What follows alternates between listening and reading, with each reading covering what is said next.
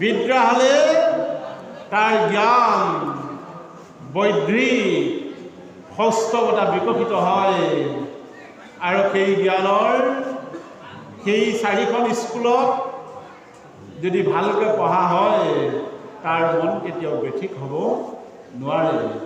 জ্ঞান বিজ্ঞান তদং ৰহস্য এই 4খন আমাৰ স্কুল। এই 4খন স্কুলত সুন্দৰ ব্যৱস্থাৰে পঢ়া বিদ্যাধাৰী লোকজনৰ তপস্যা অৰ্থাৎ তেওঁ সাধনা কেতিয়াও ব্যৰ্থ হ'ব নোৱাৰে। হৃদয়ত একেবাৰে দেখিও নিশ্চয় সেইজন ব্যক্তিয়ে হৃদয়ত সকলো ঘটে ঘটে যে মানে ঈশ্বৰ আছে এই কথাটো তেওঁ বিদ্যমানভাৱে দেখিব। সেইকাৰণে কৈছে শ্ৰীগুৰু ভজনা কৰিলে ব্ৰেঠিক নহয় মন, হব হব ৰিপুদমন ভজন ভক্তি আছে যাৰ। যে যেই শ্ৰীগুৰু যিজনৰ ভজনা হয় তাৰ ইন্দ্ৰিয়বিলাক কেতিয়াও বেঠিক হ'ব নোৱাৰে। তাৰ কাৰণে ইয়াত কৈছে যে সাৱধানে হৈয়া ধৰা সুদিহ ভকতি সকলো প্ৰাণীতে মুখত দেখা মহামতি। যে সুদিহ ভক্তি সমস্ত জীৱৰ মাজত আছে বুলি যিজনে জানে, কোনজনে জানে বাৰু? সেইজন তপস্যাধাৰীজন যিজন 4খন স্কুলত বিদ্ৰভাৱে পঢ়িছে। এই তপস্যাধাৰী লোকজনে সমস্ত হৃদয়ত যে ঈশ্বৰ আছে তেওঁ জ্ঞান ব্যৱস্থাৰে দেখা পায়। এই কথাখিনি ব্ৰহ্মাক কৈছে। কৈছে তুমি যদি তেনেকৈ ভাবা, কৈছে নভিবা পৰমানন্দ গুচিবে সংশয়, পৰমানন্দ সুখ লাভ কৰিবা। মই যে বৈকুণ্ঠত থাকি যি সুখ লাভ কৰিছোঁ সেই সুখ মৰ্ত্যলোকত থাকিও তুমি লাভ কৰিবা। কিন্তু সেই মানে বৰগীতটো গালেই নহ'ব নহয়। নাৰায়ণ কেহু ভকতি পৰুতেৰা সৰ্বজীৱত যে পুৰি মাৰি কাটি পুৰত উদয়ত থৈলোঁ, এই কথাটো গাই থাকিলে হ'ব জানো? পাৰিলে তেওঁলোকৰ দেহত যে ঈশ্বৰ আছে তাক মই কেতিয়াও যে তাৰ মাংস মই যে গ্ৰহণ নকৰোঁ, এই কথাটো দৃঢ় সংকল্পৰে মানিবই লাগিব। নহ'লে এদিন অসুবিধা হ'ব। আমি সুখহে পাম কিন্তু পৰমানন্দ সুখ লাভ কৰিব নোৱাৰিম। সেইকাৰণে সেই বিদ্যাধাৰী সেই প্ৰজ্ঞা সাধকজনে কেতিয়াও ভগৱন্ত প্ৰভুক অৱজ্ঞা কৰিব নোৱাৰে।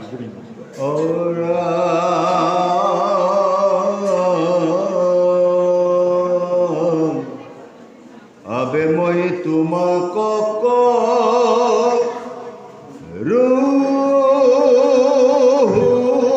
আশীৰ্বাদ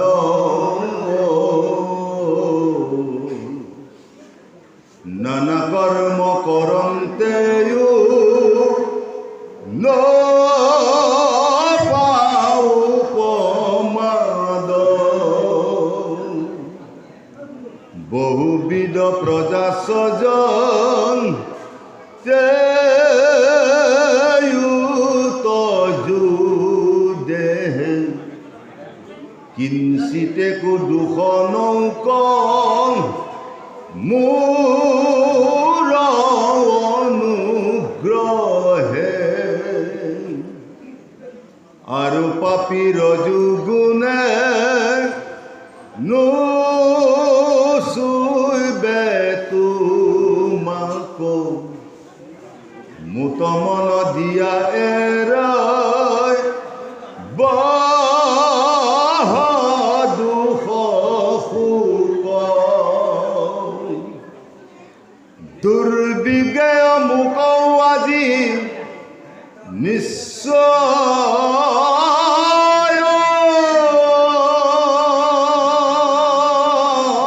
জানিল, জাতু ভূত গুণহীন অকৰিয়া মানিলা, শুনিওক পুত্ৰ তই কহু নিষ্ঠ বাণী, যিটো মহাস্তুত তুমি কহিলা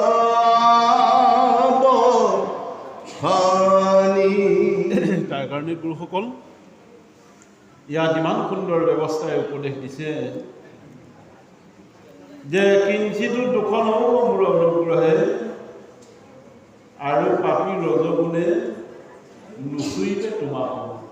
যিজন শুদ্ধ সততাৰ পুথি, এই ভক্তজনক ৰজগুণী আৰু তমগুণীজনে যদিও হিংসা কৰে, সেই হিংসাৰ বাক্যৰে আজি কেতিয়াবা ক'ৰবাত হয় দেখিবচোন বাৰু যে শতগুণীজনৰ গ্ৰহণীয় দ্ৰব্য নহয়, শতগুণীজনে সেই প্ৰসাদ গ্ৰহণ কৰিবৰ কাৰণতেই বৰ দুখ পাইছে, কিন্তু তমগুণী আৰু ৰজগুণীজনে ক'ব আমাৰ লগত খালে তেওঁ কি হয়, তেওঁ যে ৰুমৰ ভিতৰত খাইছেগৈ। এইটো আমাৰ সমাজত হয় নহয়, তেওঁ যে সেই ৰুমৰ ভিতৰত খাইছেগৈ, আমাৰ লগত খালে কিয় হয়, কি হ'ব এই কথাটো। তাৰ কাৰণে ইয়াত লিখিছে যে যদিও তামসী আৰু ৰাজসিকজনে তোমাক নিন্দা কৰিব, তথাপিতো তোমাৰ তেওঁলোকৰ সেই বৰ্জকঠিন বাক্যৰে তোমাক ক্ৰিয়া কৰিব নোৱাৰে। শতগুণীজনেও আপোনালোকৰ লগত খালেহেঁতেন, যদি শতগুণীজনে ভাল পোৱা সেই আহাৰ যদি ৰন্ধন কৰিলেহেঁতেন, কিন্তু শতগুণীজনে সেই আহাৰ গ্ৰহণ নকৰে। এইকাৰণে তাত তামসিক আৰু ৰাজসিক গুণসম্পন্নৰে ভৰপূৰ আহাৰ। সেইকাৰণে আজি দেখুৱাইছে মোক যিজনে ভক্তি কৰিলে, মোক যিজনে একান্ত চিতেৰে গ্ৰহণ কৰিলে, এইজনৰ জীৱনৰ কিঞ্চিতকো দুখ নৌক মহা অনুগ্ৰহ, সেই ভক্তজনৰ কিঞ্চিত দুখ, যি দুখতেই নকৰক সেই দুখৰ পৰা মই সুন্দৰকৈ পৰিত্ৰাণ কৰাই লৈ যাওঁ। এতিয়া তাকে চাওঁ, প্ৰহ্লাদক জুইত পেলাই দিছে, জুইয়ে কৈছে মই পুৰিব নোৱাৰোঁ, জুইয়ে ওলোটাকে প্ৰহ্লাদক সেৱা কৰিছে, কিন্তু এয়া জুই বম পুৰিব, কিন্তু প্ৰহ্লাদক নুপুৰিলে। প্ৰহ্লাদক সাপৰ আগত পেলাই দিছে, সাপে খুটিয়াবলৈ বাধ্য কৰি গ'ল, কিন্তু সাপে কৈছে নাই, প্ৰহ্লাদক যদি খুট মাৰি দিয়া যায় আমি গোটেই সৰ্প যাতে নিধন হ'ব লাগে। এইকাৰণে প্ৰহ্লাদৰ মস্তকৰ পৰা পদলৈ কেৱল প্ৰত্যেকটা অংগতেই ঈশ্বৰ বিদ্যমান, ঈশ্বৰৰ নাম।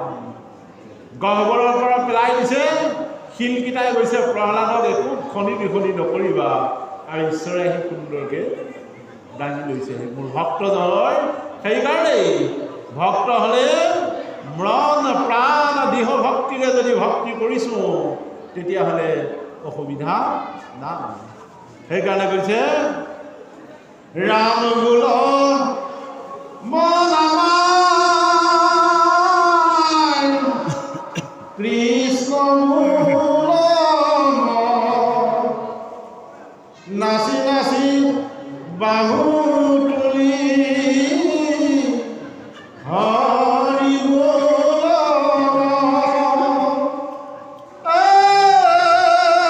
দেশৰ হৰি নামৰ গুণে প্ৰহ্লাদ নমৰি আগুনে, মহাদেৱৰ বৃষ পালে নহ'লে মৰ, হৰি নাম কৰ হেলা থাকিবি মন তই যাবৰ বেলা, জমে দিব জমৰ জ্বালা, হৰি নাম কৰ মোৰ। মহাদেৱে বিষপান কৰিছে, তেওঁৰ প্ৰত্যেক অংগতেই ঈশ্বৰৰ নাম বিৰাজমান। প্ৰহ্লাদক য'তে ত'তে পেলাই দিছে, ক'তেও ব্যাঘাত নাই।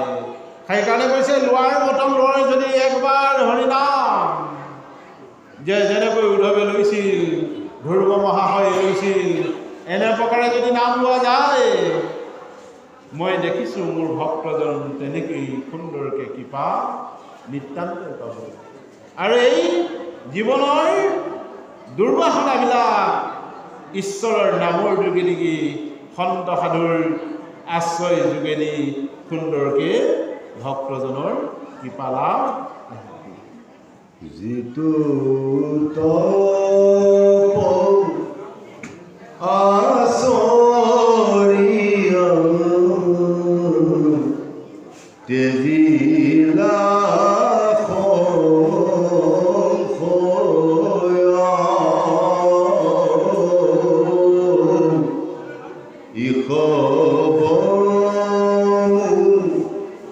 ভূৰ কৃপা জানিবা নিশ্চয় এ হৰিয়ে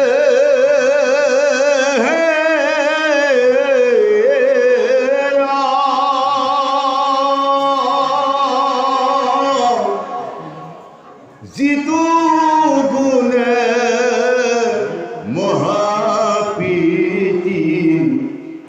ভৈলো তোমাক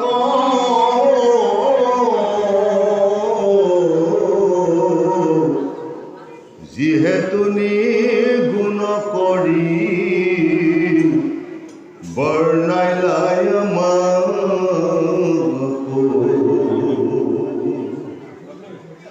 এহি স্তুতি কৰি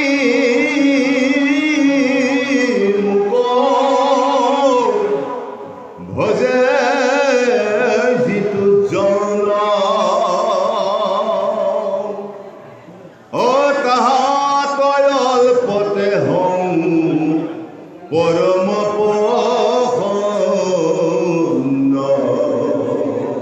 তাৰ কাৰণে পদকেইটাই কিমান সুন্দৰকৈ কথাখিনি আগবঢ়াইছে গুৰুসকল যে সি স্তুতি কৰি মোক ভজে যিটো জন তাহাৰ অলপতে হওঁ পৰম প্ৰসন্ন কৈছে যিজনে মোক কি কৰিছে ভজিছে।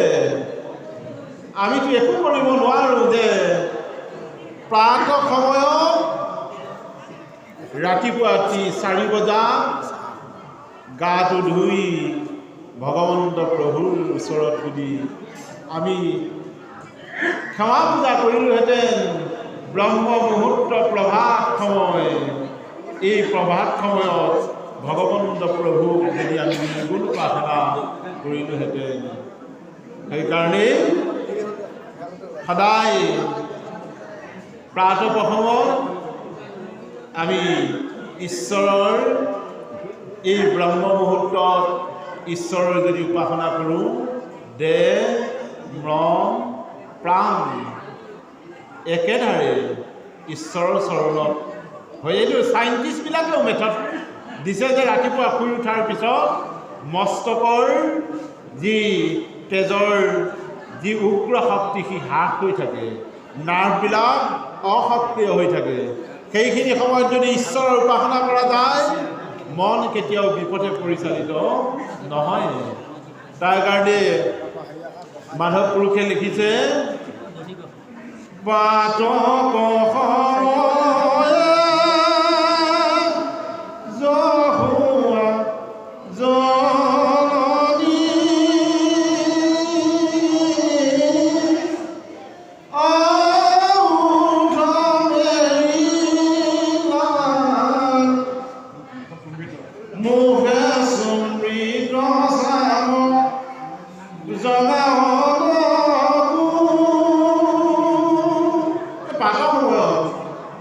ঈশ্বৰক কি কৰিব লাগে?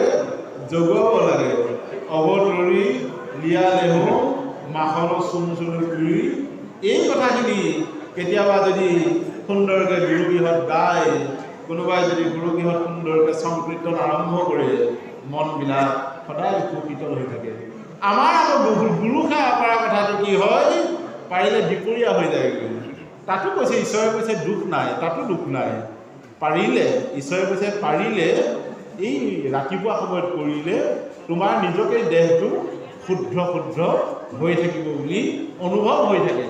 সেইকাৰণে পাৰিলে ৰাতিপুৱাই কৰাটো আপোনালোকৰ জৰিয়তে আমাৰসমূহৰ যাতে সেই অভ্যাসটো হয়, তাৰহে মানে আমি কামনা কৰিছোঁ।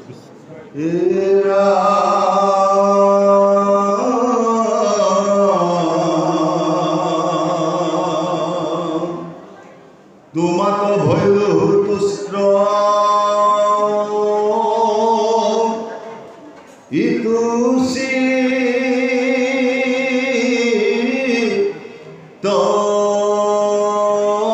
তনয় মোৰ পিতি বিনয়ান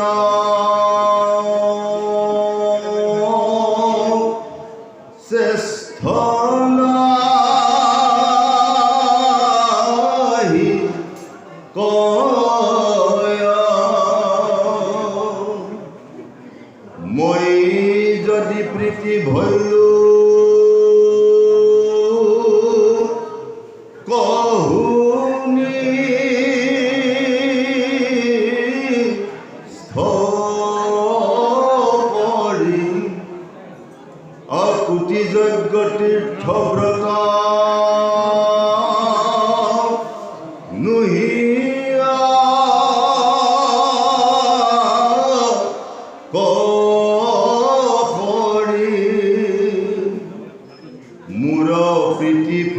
জনা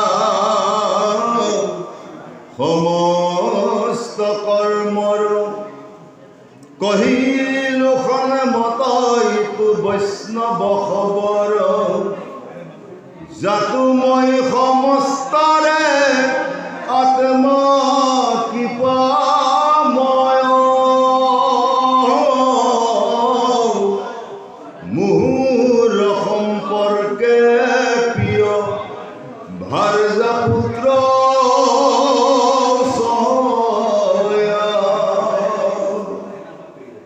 এহি জানি সাধু সব এৰি অন্যমতি ৰাতি দিনে কৰা মাত্ৰ সুধি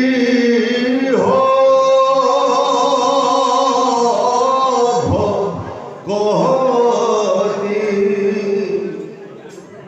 অৰমান কৰ্মে ধৰ্মে কৰ এৰি যতন মোৰ গুণ গায় যেবে ৰাতুল চৰণ তেবে উপজয় প্ৰেম আনন্দ মিল ভাৰ্যা পুত্ৰ দেহ গৃহ সবে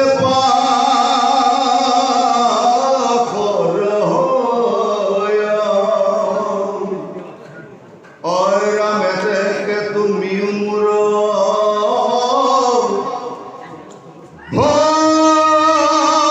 ভক্তি কৰি ভৈলাহাটি তাৰ্থয়াক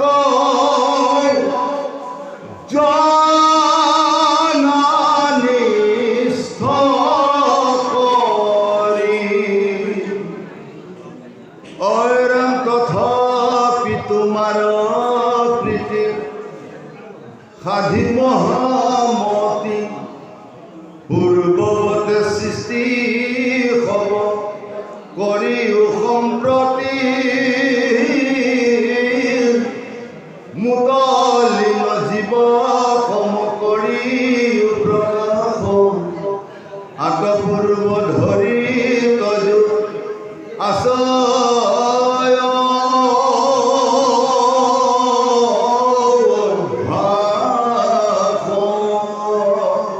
তাৰ কাৰণে মাতৃসকল আৰু গুৰুসকল ইয়াতে লিখিছে যে যদি প্ৰীতি ভৈলা কহু নিষ্ঠ কৰি কোটি যজ্ঞ তীৰ্থৰ বদ মুহি আৰু খৰি মূৰৰ প্ৰীতি ফল জানা সমস্ত কৰ্মৰ কহিলো সন্মতি হৈছো বৈষ্ণৱ খবৰ প্ৰীতি মানে মৰম প্ৰীতি মানে ভাল পোৱা মোক কোনে ভাল পায় মোৰ ভক্তজনে মোক সেইজনে ভাল পায় যিজনে মোক উপাসনা কৰে ভকত হৈ মোক যিজনে উপাসনা কৰে তেওঁ কেতিয়াবা বৈষ্ণৱ হৈ যায় সেইকাৰণে বৈষ্ণৱৰ সেৱা পূজা মোৰ সমস্ত আত্মপূজা হয় বুলি ঈশ্বৰে কাৰ আগত কৈছে ব্ৰহ্মাৰ আগত কৈছে যে এজন ভক্ত এজন বৈষ্ণৱক যদি পূজা হয় বা সেৱা কৰা হয় তেতিয়াহ'লে মোক সেৱা কৰা হয় বুলি ব্ৰহ্মাৰ আগত কৈছে তথাপিতো বৈষ্ণৱগণে মোৰ সম্পৰ্কে মোৰ কাৰণে প্ৰিয় ভাৰ্যা পুত্ৰ আদি সমস্তকেই মোৰ চৰণত অৰ্পণ কৰে মোৰ বৈষ্ণৱজনে এই জানি সাধু সবে এৰা আনমতি ৰাতি দিনে কৰা মাত্ৰ সুধিহ ভক্তি যে বৈষ্ণৱজনে ভক্তজনে মোৰ এটা ল'ৰা আছিল আমাৰ এগৰাকী ছোৱালী আছিল মোৰ আইগৰাকী আছে এই সমস্তবিলাক প্ৰভু তোমাৰ চৰণত মই অৰ্পণ কৰিছোঁ যেন এওঁলোককো তুমি মোৰ দৰে যেন ভকত বনাবৰ কাৰণে চেষ্টা কৰ এই কথাখিনি সুদৃঢ় বিশ্বাসেৰে ভক্তজনে সদায় ধ্যান কৰি থাকে আৰু তাকে কৈছে মোৰ গুৰু গায় সেৱাৰ আতুল চৰণ তেবে উপজয় প্ৰেম আনন্দ মিলয় কৈছে মোৰ ভক্তজনৰ আনন্দ এই আনন্দ ক'ৰ পৰা হয় জানে কৈছে ক্ৰিয়াৰ পৰা আজি যি ক্ৰিয়া কৰি আমি বহি আছোঁ এই ক্ৰিয়াৰ ফলত আমাৰ আনন্দ মদন হৈ আছে কালিলৈ সন্মানীয় গুৰুসকলে যেন ইয়াত যেতিয়া নাম উচ্চাৰণ কৰিব, যিসকল মহাকান্ত মূৰ্তিসকল বহি থাকিব, এই কিয় বহি আছে বাৰু? তেওঁ আনন্দ আৰু প্ৰেম, এই আনন্দ প্ৰেমত যেন দেহৰ অৰ্থ ক্ষয় হৈ ভগৱন্ত প্ৰভুৰ যেন মহাগুণনামে তেওঁ ক্ৰিয়া কৰি যেন তেওঁ জীৱনত যেন শক্তি সঞ্চাৰিত হয়, এই কথাখিনি কি সুন্দৰ ব্যৱস্থাৰে আমাৰ পদসমূহত উপস্থাপন কৰিছে। প্ৰভুৱে কৈছে ভক্ত সেৱা ভগৱান সেৱা কোনো পাৰ্থক্য নাই। ভকতিৰ ধৰি যত কৰা কৰ্ম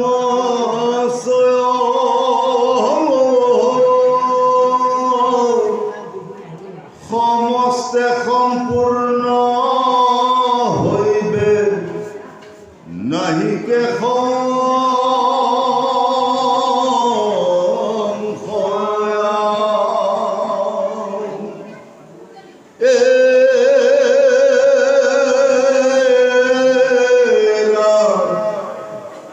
বদতি বৈতে শুনা বিদুৰ প্ৰস্তুত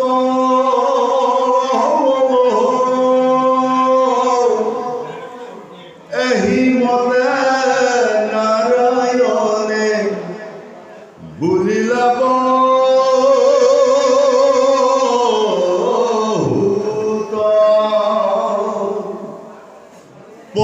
পরময়ানন্দে ব্রহ্ম সহিয়ন্ত্র সেই রূপে যন্ত্র ধান ভৈলা ভগমন্ত্র পাশে ব্রহ্মাচার্য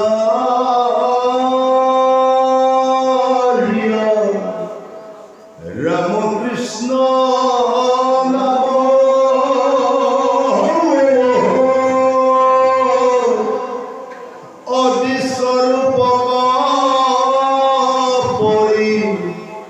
করিলা নাম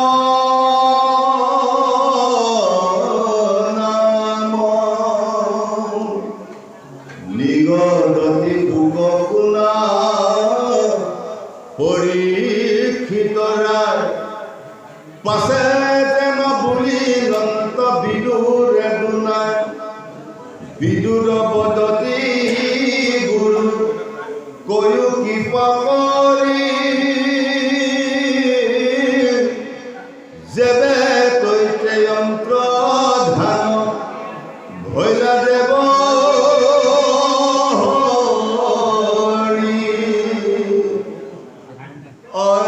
তেবে ব্রহ্মা ঈশ্বর ধরিয়া বসন কতে প্রকার সজি যন্ত্র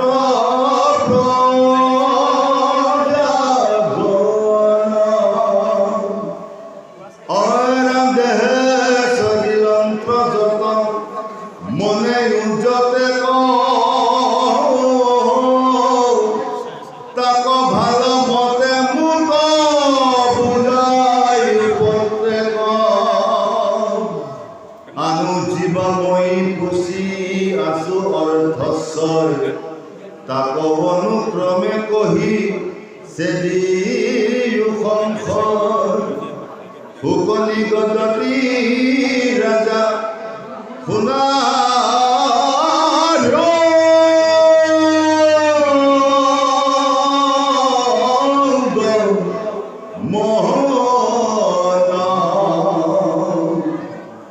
এমন বিদুরে যেবে করি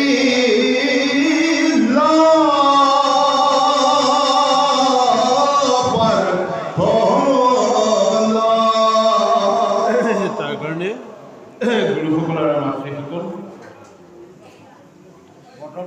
আপোনালোকৰ গোটেই সন্মানীয় গুৰুসকলৰ কিবা অন্তৰৰ ভাল ভক্তিৰ কাৰণে আজি পাঠখন বৰ মানে ভাল লাগিছে আৰু লগতে ঠাণ্ডা বতৰ ইমান সুন্দৰ ব্যৱস্থাৰে ব্ৰহ্মাৰ আজি ভগৱন্ত প্ৰভুক লাভ কৰিছে। আৰু সেই ব্ৰহ্মা ভগৱন্ত প্ৰভুৱে অন্তৰ্ধান যেতিয়া ভৰিল শেষ হৈ গ'ল, পাছে ব্ৰহ্মা উচ্চাৰিছে যে ৰাম কৃষ্ণৰ নাম অদৃশ্য ৰূপ কৰি কৰিলা প্ৰণাম। যে এই কথোপকথনখিনি ব্ৰহ্মাই ঈশ্বৰৰ সাক্ষাতে কি হৈছিল, লাভ কৰিছিল। তাৰ কাৰণে দেখিব যাৰ পাষণ্ড উন্নত শংকৰ গুৰুজনাই লিখিছে, যাৰ জিভাগ্ৰে হৰিময় 2 কোটি অক্ষৰ জপ হৈ আছে, নালাগে কাশী গংগা বাৰাণসী তীৰ্থভূমিতে তাৰ প্ৰয়োজন নাই। সেইকাৰণে যদি ব্ৰহ্মাই ভগৱন্তক হাত জোৰ কৰি যদি ভগৱন্তৰ নাম উচ্চাৰণ কৰিছে, আমি আমাৰ সেইজন আমাৰ ব্ৰহ্মাদেৱ আমাৰ পিতৃলোক। যদি মোৰ দেউতাই ঈশ্বৰৰ নাম লয়, তেতিয়াহ'লে আমি ক্ষুদ্ৰ জীৱই কিয় ঈশ্বৰৰ নাম নলওঁ? যদি নলওঁ, তেতিয়াহ'লে আমি জন্ম লোৱা ব্যৰ্থ হৈ পৰিব। তাৰ কাৰণে ইয়াৰ পদত কৈছে যে তেবে ব্ৰহ্মা ঈশ্বৰ ধৰিয়া বচন প্ৰত্যেক প্ৰকাৰে সবিনন্দ প্ৰজান। ভগৱন্ত প্ৰভুৱে যি উপদেশ দিছিল, সেই উপদেশ আখৰে আখৰে ব্ৰহ্মাই পালন কৰিছে। এতিয়া ভাগৱতে যি কথা কৈছে, আজি ভাগৱতে 2টা ৰিফাৰেঞ্চ দিছে যে দুৰ্জনৰ সংগ নকৰিবা। সেইটো 1 নম্বৰ কথা, যে আমি আজি সংকল্প কৰোঁ যে ঈশ্বৰে কৈছে মোৰ মূৰ্তি ভাগৱতে কোৱা কথাটো কৈছে দুৰ্জনৰ সংগ এৰিব লাগে। পাৰিলে আজি সেই কথাটো আপোনালোকৰ লগতে আমিও যেন এই কথাটো স্থিতপজ্ঞভাৱে গ্ৰহণ কৰোঁ যে দুৰ্জনৰ সংগ কদাচিতো নলওঁ। তাক গালিও নাপাৰোঁ। গুৰুজনাই ইফালেও লিখিছে যে দুৰ্জনক গালি পাৰিলেও বিপদ। আমাৰ ভাগৱতে কৈছে গালি পাৰিব দিয়া নাই, দুৰ্জনৰ সংগহে নল'বা। গুৰুজনে কীৰ্তনত লিখিছে নহয়, চান্দালা কৰিছা হৰি কীৰ্তন, তাক নিন্দা কৰে যিটো তাক সংঘাসন যিজনে আজনে ঘৰত পুণ্যৰ ফল তেখনে কৈছে চান্দালে যদি কীৰ্তন কৰি আছে তাকো নিন্দা নকৰিবা চান্দাল বুলি। আৰু তুমি নিন্দা কৰি অহাৰ পিছত তোমাক যদি এজন একান্ত ভকতে বাটত পাই নমস্কাৰ কৰিলে, এই একান্ত ভক্তজনৰ বহু যুগৰ পুণ্য ফল শেষ হয়। সেইকাৰণে নাম শুদ্ধ। আমি যদি ব্যভিচাৰ কৰিছোঁ, তেতিয়াহ'লে আমাৰ জীৱনত দুখ লাগিব। সেইকাৰণেই আজি ব্ৰহ্মাই ভগৱন্ত প্ৰভুৰ কথা আখৰে আখৰে পালন কৰিছে। আমাৰ দেউতাই যদি আখৰে আখৰে কথা পালন কৰিছে, পাৰিলে মাতৃসকল আৰু আমি আখৰে আখৰে ঈশ্বৰৰ কথা মানিব যদিও আৰু যদি চেষ্টা কৰি থাকোঁ, এদিন মান্যতা অৱলম্বন হৈ যাব পাৰি।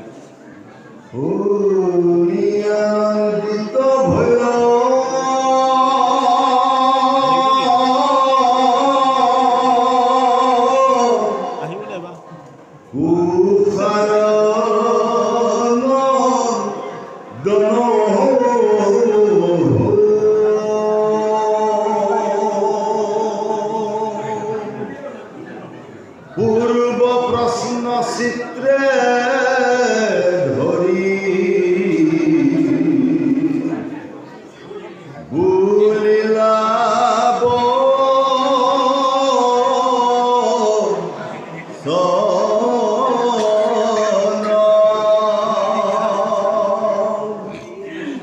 মইতে অবদতি ধন্য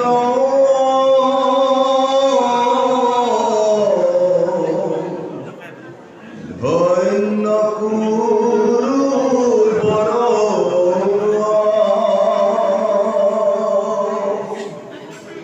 শুনি উপৰ স্ত্ৰী যে নয়াদ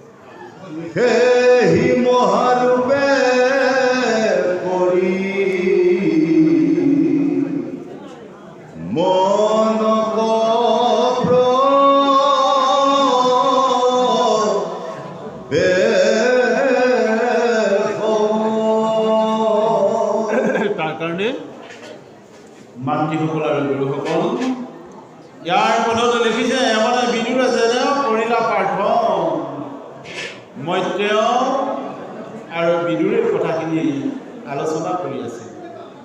সেইকাৰণে ইয়াত শুনিছে, শুনি আনন্দিত হৈলা কুশাৰ নন্দন, কুশাৰৰ পুত্ৰ মৈত্ৰেয় আৰু যে পূৰ্ব পস্পচিতে ধৰিলা বচন, মৈত্ৰেয় গৰুটি ধন্য ধন্য পূৰ্বৰ শুনিও আৰু সৃষ্টি যেন আপকৰ। পূৰ্বৰ বুলি যে শব্দটো লিখিছে মৈত্ৰেয়ই বিদুৰক কৈছে, বিদুৰ যে সেই পুৰুষসভাৰ মন্ত্ৰী আছে। সেইকাৰণে গুৰুসকল আৰু মাতৃসকল ইয়াতে দেখিছে পৰিলন্ত তপদীপ্ৰ সতেজ বৎসৰ পৰম আনন্দ হৈলা মন সৃষ্টিকৰ। শত বছৰ সাধনা কৰিছে ঈশ্বৰৰ গৰ্ভ, শত বছৰ সাধনা কৰি তেওঁ পুণ্য জ্ঞান লাভ কৰিছে। আমিও বহুবাৰ বা এই জন্মতেই